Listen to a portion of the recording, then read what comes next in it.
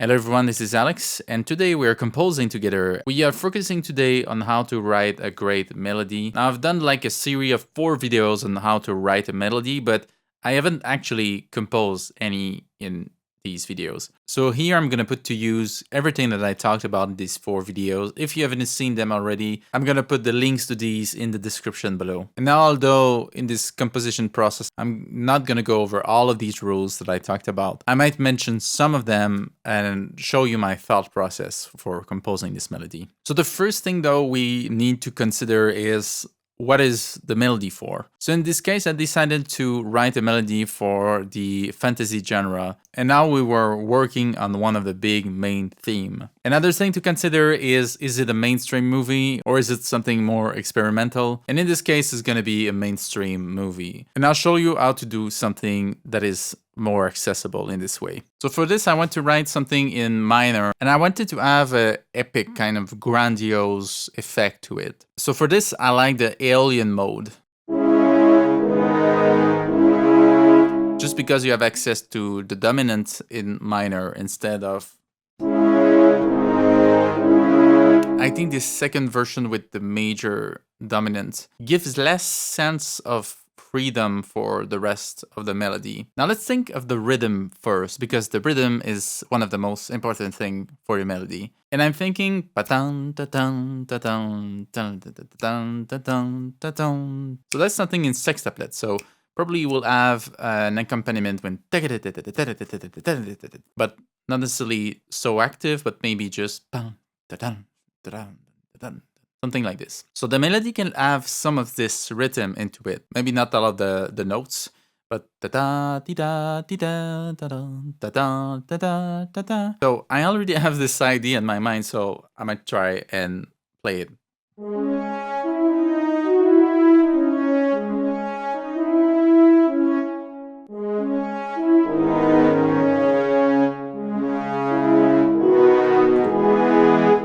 And I like this. This is 1 5 1 1 7 3.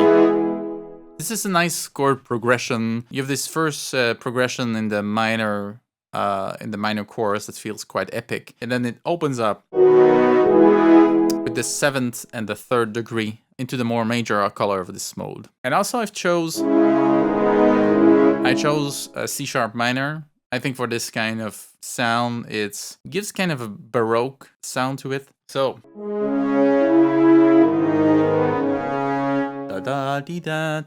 that's good. So we go onto the notes of the chords, but since there's the rhythmic aspect to it, it gives it a little bit more character than just if we would like... That's cool, but it's less personality than this. And then I think it's interesting because it's the same pattern. It's more or less the same direction both time. But then we go somewhere else. That's a nice way to treat your melody. You reuse the same pattern, so you create some predictability, but then you resolve it somewhere else to lead the melody to another section. And now I think we gave some predictability to the listener.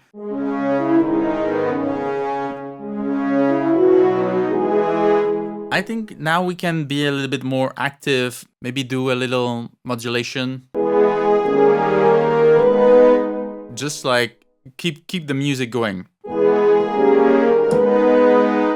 So this is a 5/5. So the 5th degree from the 5th degree of C sharp minor. The 5th degree, which is G sharp minor. So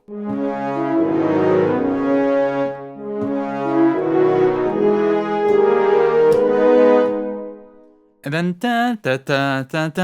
I think we can change chord every beat now. I feel like we need to make the pulse go faster, make the harmonic rhythm goes faster. The harmonic rhythm is the speed at which you change the chords. So since we have 1, 2, 3, 4, this one we had for 2 beats. And we can even argue that this is C sharp minor for 4 beats. We just have what we call in French a broderie chord. So this means that we just go on it and come back, but we never left the first one. So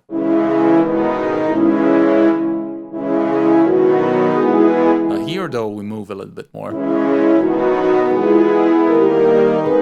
And then keep the ball going. And then maybe like a circle of fifth. G sharp minor, C sharp minor, F sharp minor, and then we go back on the B major. But we could also make this diminished chord. So, and we can even keep the B on the top here as a 7. Same thing here. So.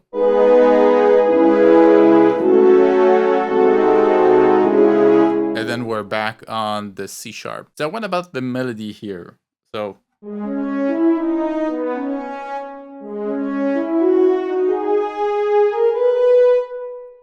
I hear something like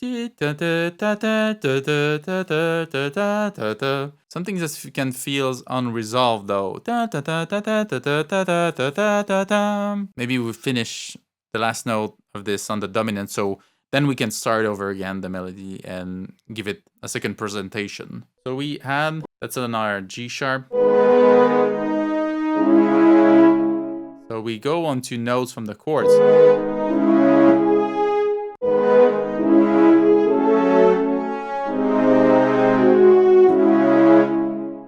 So we just have notes from the chords. So it's kind of predictable for this here.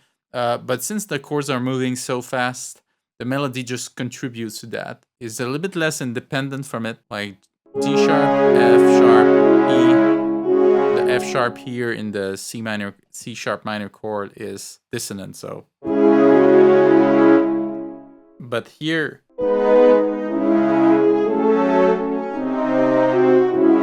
all of the notes I play from the melody are from the chords that are moving. I think it would be interesting to the last chord here, instead of having C sharp minor, we could have this 7th chord, which is a kind of a 2nd degree, and this could lead to a modulation here. So this modulation is towards G sharp minor. So we were in C sharp minor, this circle of fifths and this energy going forward, we landed into this new tonality. Usually having the circle of fifth move you and having you jump onto different chords kind of helps to prepare these modulations because the listener don't know where we're gonna end up, where we're gonna land. So it's the perfect moment to create this. So what do we do with the melody here? So we had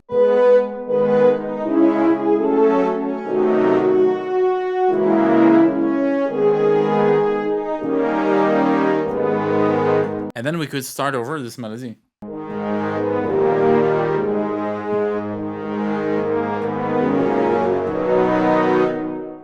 So now I'm using the same chord progression that I had before, but in this new tonality.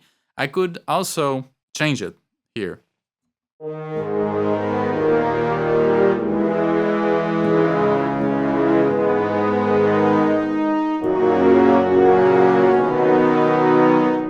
Something like this.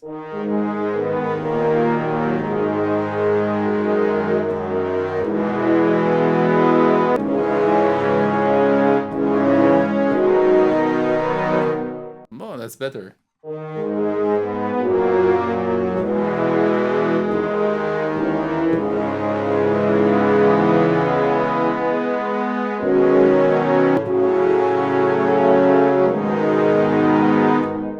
Oh, that's interesting, and then this could bring us back onto the first melody.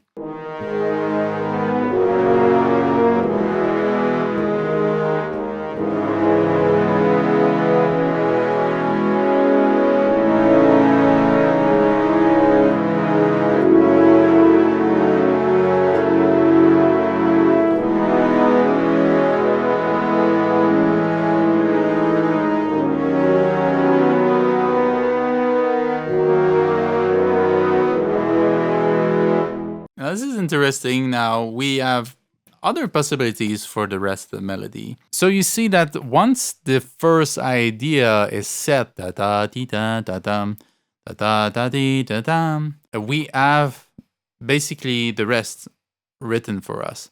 This kind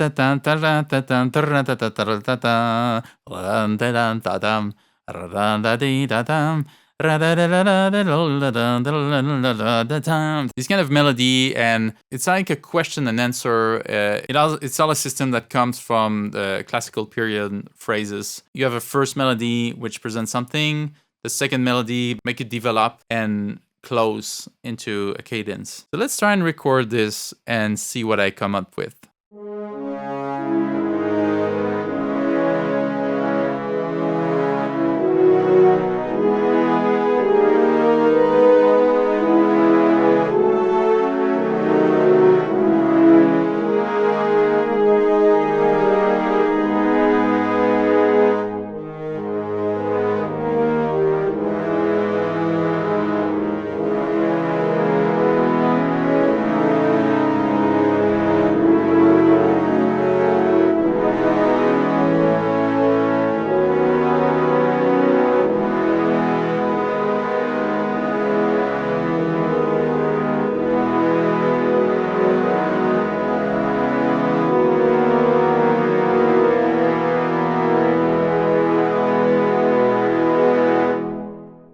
So interesting, right? Once you find the good idea for your melody, the melody is going to write itself. That's something I believe in for video game music, film music. Of course, you still have to control it a bit. Maybe here I'm doing a modulation, and on the screen it might feel better to stay in the same mode in that case. But then you have these other possibilities to where it's going to guide you. So again, composing a melody is a combination of so many things, and I invite you to go see my video series on how to make a good melody. And here's the first one talking about music theory.